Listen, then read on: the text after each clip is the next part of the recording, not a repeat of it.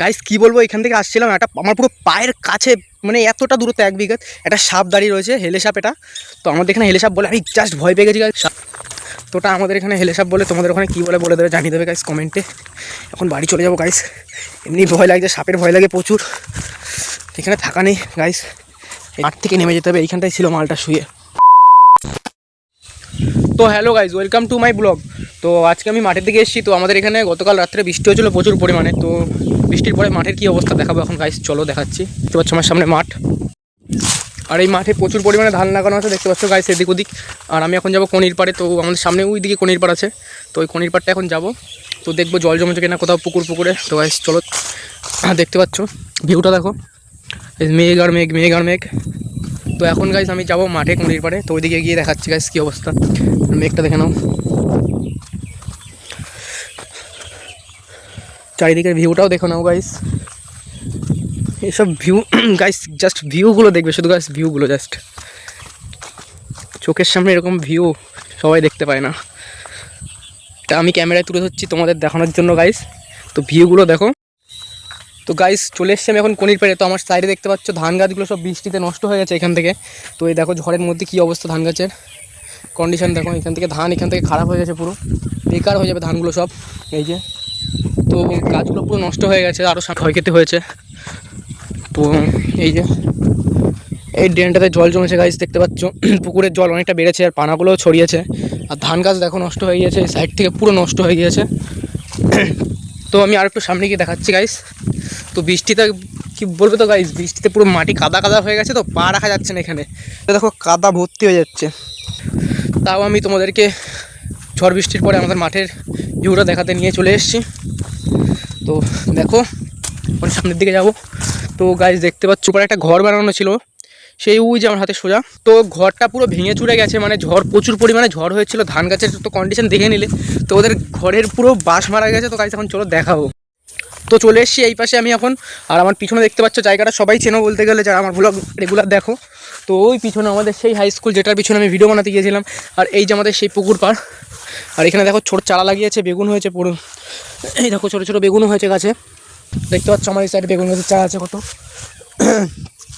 আর চলে এসছি আমি এখন এখানে। এর অবস্থা দেখো গাইস, ঘরের অবস্থাটা দেখো, কিচ্ছু নেই ঘরের, কিচ্ছু নেই, পুরো উড়ে গেছে ঝড়ে। দেখো কিচ্ছু নেই ঘরের, মানে চাল ঠালতে শুরু করে কিচ্ছু নেই, মানে পুরো ঝড়ে একদম সব।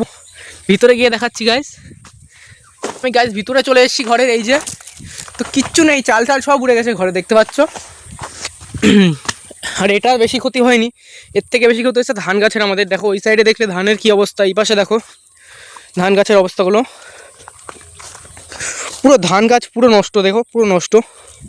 প্রচুর পরিমাণে লস হবে চাষিদের, প্রচুর পরিমাণে লস হবে, ধান গাছ পুরো নষ্ট পুরো। তো আর একটু সামনে গিয়ে দেখাচ্ছে ওই পুকুর পাড়ে কেউ মাছ ধরতে শিখে, কুচে মাছ বাগাড়া। তো গাইস চলো। আর বেগুনগুলো দেখো, প্রচুর পরিমাণে বেগুন হয়েছে গাছে, আমার সামনে দেখতে পাচ্ছ প্রচুর পরিমাণে বেগুন হয়েছে গাছগুলোতে, ছোট ছোট গাছ তো বেগুন হয়েছে। তো যাবো গাইস, কি বলবো, এখান থেকে আসছিলাম, একটা আমার পুরো পায়ের কাছে মানে এতটা দূরত্ব 1 বিঘা একটা সাপ দাঁড়িয়ে রয়েছে, হেলে সাপ। এটা তো আমাদের এখানে হেলে সাপ বলে, আমি জাস্ট ভয় পেয়ে গেছি গাইস সাপটা।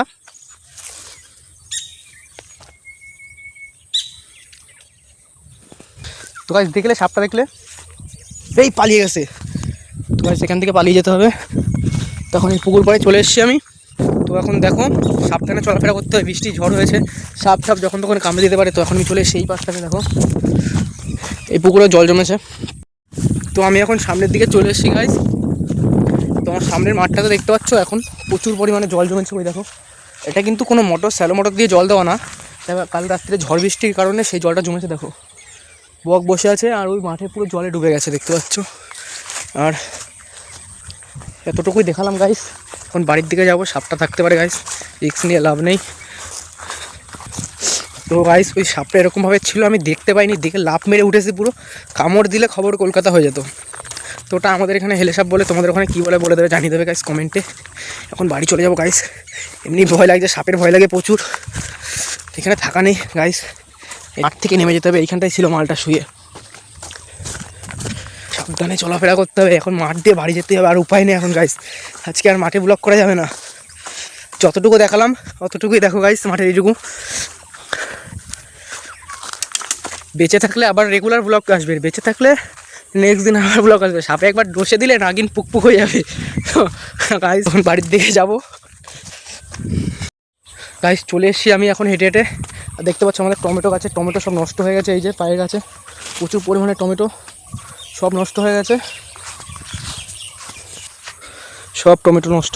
এখন গাইস বাড়ি যাব, বাড়িকে খেয়ে দিয়ে আবার ব্লগিং চালু করছি স্নান টান করে ফ্রেশ হয়ে। এখন মাঠ থেকে বাড়ি যাওয়া যত সম্ভব, যত তাড়াতাড়ি বাড়ি যাবো অত ভালো। আর এই দেখতে পাচ্ছ কিন্তু আমার সাইডে তোমরা ধান গাছের কী অবস্থাটা হয়েছে। আমি আগের দিনকে ভিডিওটা আপলোড করেছিলাম, দেখবে সবাই ভালো করে বর্ষায় কী অবস্থা হলো ধান গাছের। তো আজকের ভিডিওটাও দেখবে। সাপের কামড় খেতে খেতে বেঁচে গেছি গাছ, সাপের কামড় খেতে খেতে মানে কী বলবো। গাছটাতে আম দেখছো গাইস, কী পরিমাণে আম হয়েছে, কদিন পরে আম পারবো সেটাও দেখাবো। তো গাইস এখন অলরেডি সন্ধে হয়ে গেছে, তো এখন প্রতিবার যাচ্ছি, তো গিয়ে কিছু স্টিকার বাগারে কাটবো, তো গাইস দেখাচ্ছি।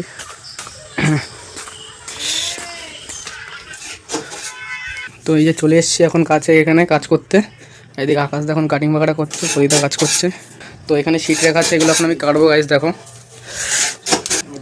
এই যে এখানে স্টিকার আছে, এগুলো এটা কেটে রেখেছে, তো এগুলো কাটতে হবে এরকম করে।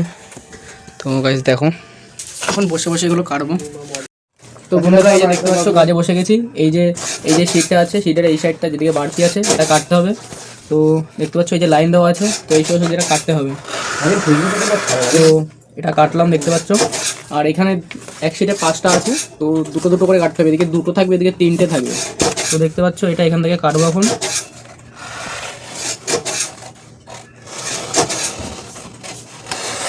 তো এই যে দেখে নাও কাটা কমপ্লিট আমার। তো এখানে প্রায় 3 থেকে 3.5 হাজার স্টিকার আছে। তো পার শিটে তোমার 15টা করে আছে মনে হয় স্টিকার। তো ক্যালকুলেশন করে বলে দেবে কতগুলো আছে টোটাল। এখানে 3000 মানে কত শিট আছে বুঝতে পারছো। এগুলো এখন কাটবো। আর দেখো এগুলো কেটে কেটে এখানে রাখছি আমি। এই যে তো এখানে প্রচুর স্টিকার আছে, এখন প্রায় 3.5 হাজার স্টিকার কাটতে হবে, দেখে নাও। এগুলো কাটিং করার পরে আবার আসছি ব্লগে। দেখো তো দেখতে পাচ্ছ আমার এই স্টিকারগুলো কাটিং করা কমপ্লিট হয়ে গেছে। তো এখন টাইমটা দেখে নাও। তো এখন 9টা 34 বাজে। তো এই যে টাইমটা দেখে নাও মোবাইলে একটু, 7টা 34। ও গাইস 7টা 34 বাজে। তো প্রায় 1 ঘন্টা, 6টার সময় বসেছিলাম, প্রায় 1.5 ঘন্টা কাজ করতে করতে 1.5 ঘন্টা হয়ে গেল। তো কোয়ালিটিগুলো দেখে নাও, কাটিং করেছি তো ফিনিশিংগুলো দেখো। তো এখানে কতগুলো মাল কেটেছি দেখো, 3.5 হাজার মাল আছে। তো কোয়ালিটিগুলো দেখেছো, কোয়ালিটি নিয়ে কোনো কম্প্রোমাইজ হবে না, একদম ফার্স্ট কোয়ালিটি, একদম কোনো কম্প্রোমাইজ হবে না, একদম কোয়ালিটি একদম একদম মানে কী বলবো, একদম ঝাক্কাস কোয়ালিটি। তো দেখে নাও। তো কারোর লাগলে পরে কন্ট্যাক্ট নাম্বার দিয়ে দেবো, অর্ডার করতে পারবে কন্ট্যাক্ট করে। তো আমাদের সাথে কন্ট্যাক্ট করে নেবে, কমেন্ট বক্সে নাম্বার দিয়ে দেবো। তো দেখে নাও।